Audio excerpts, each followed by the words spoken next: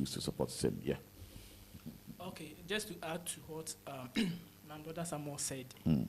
you know, economy is not well structured, Okay. and this has even given opportunity for these current managers of the economy to, come up with better policies Mm.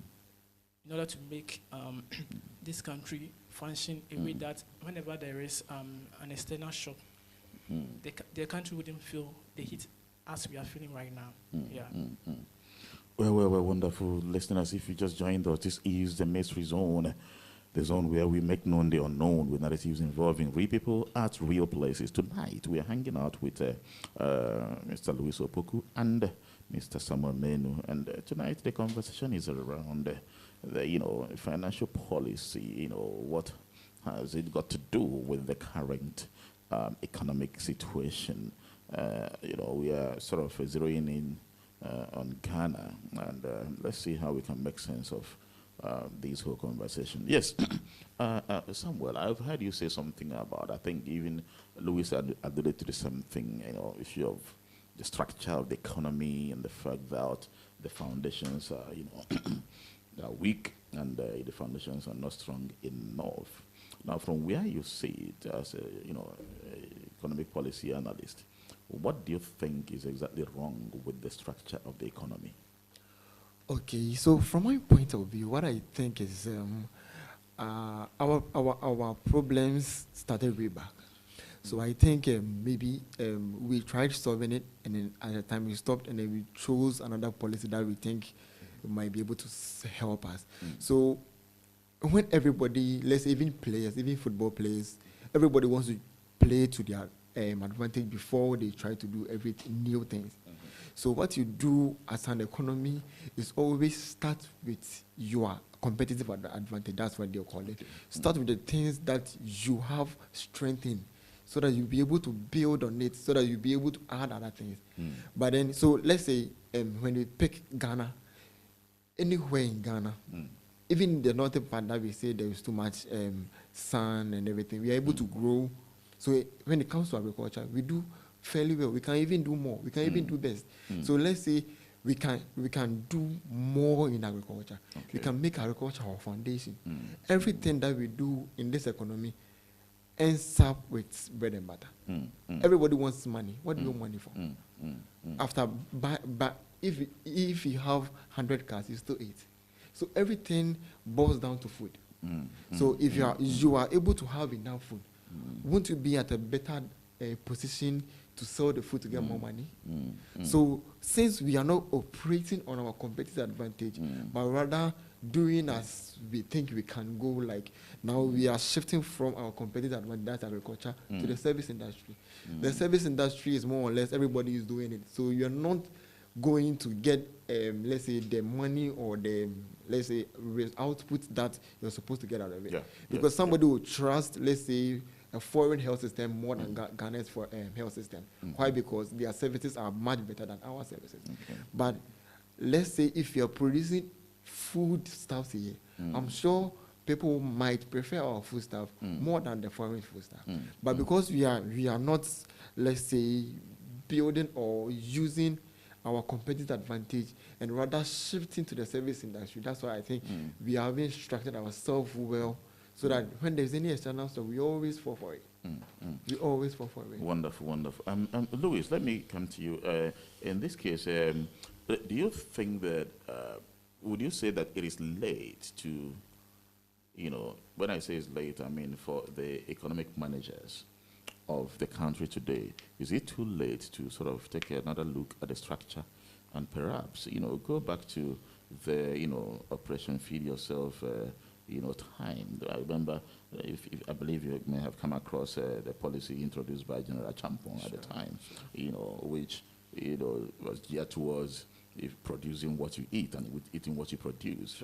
Do you think it is late? Is it too late, to sort of, go back to that kind of paradigm? Yeah. Okay, Mr. Anderson, I would say it is not late. Okay. Why am I saying that? As per your thesis that you read, our structure, like Ghana here, we depend on importation of goods. Like majority of our product that we consume here Yeah.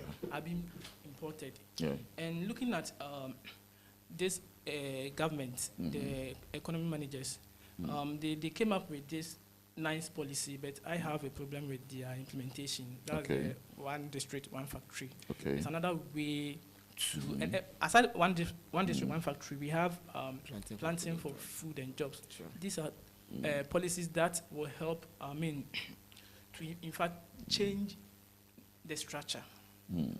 Yes, to change the structure. Someone may argue that maybe these policies are at, the baby stage level, but for you to, come up with a policy for the past 6 years, and we still haven't seen results. You can't tell me it's at the baby stage level. It's the implementation. So what they have to do is to review it and then see how to implement it very well. And I think when these are being done, it will help to reduce that heat that we are feeling right now. Yeah, so it's never late. Wonderful. You know, let me probably let's look at this. Elsewhere, I remember, is it in UAE, Dubai, for example? You know, they had these, what I would call, I don't know what I would call it, transgenerational policy, development policy. Okay. It's a 50-year plan. It doesn't matter the government that comes to power. That plan ought to be followed through. Sure.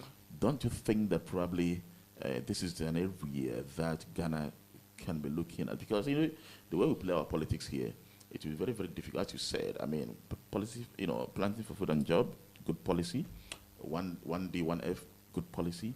But there's no guarantee that maybe if power changes hand tomorrow, the government that would, take over would continue with that policy. When we are talking about structure, have we looked at that, that long-term development plan that would make it a must that, look, whether you are party A, B, or C, this is about Ghana. This is where we want to go.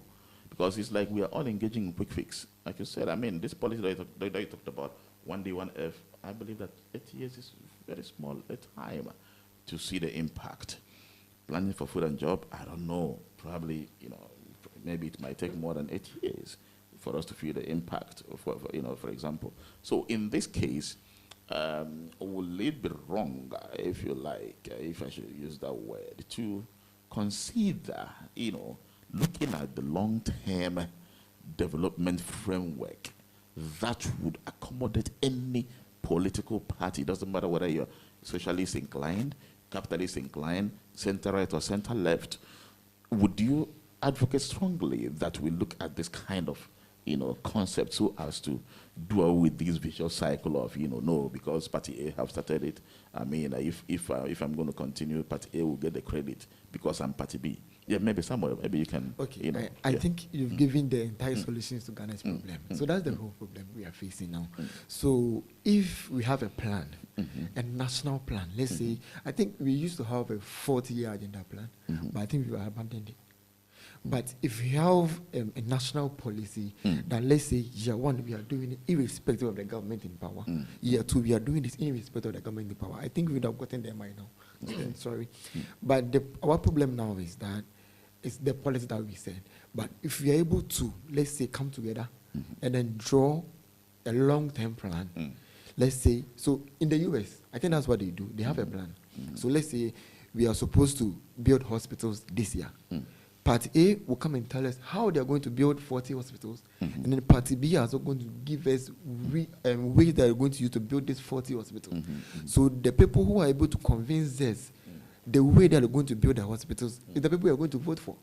So if we have a plan, if we have a 40-year plan, a 50-year, even if we have a medium-term plan, let's say we have a 10-year plan, a 20-year plan, and we are supposed to abide by it, I think we would have gotten there by now. Because some of the policies of some government are very good. They are very, very good. But then when power changes, the other government comes to abandon because I have to get a new name for my thing. Yeah. So let's take the YEA, for example. I think it's been the same institution, but everybody comes and change the name. everybody understand that youth employment is important, but everybody comes and change the name and change the implementation of it. So assuming that the first person who established it, the second person comes and build on it, instead of changing the name, changing the structure, I think we would have gotten there by now. We would have suffered this high unemployment rate as we are facing now. So I'm thinking that if we are able to find a national plan, not an MPP or an NDC plan, a national plan, I think we have gotten there by now. Because the thing we need is a nationalistic plan. We have to be nationalistic.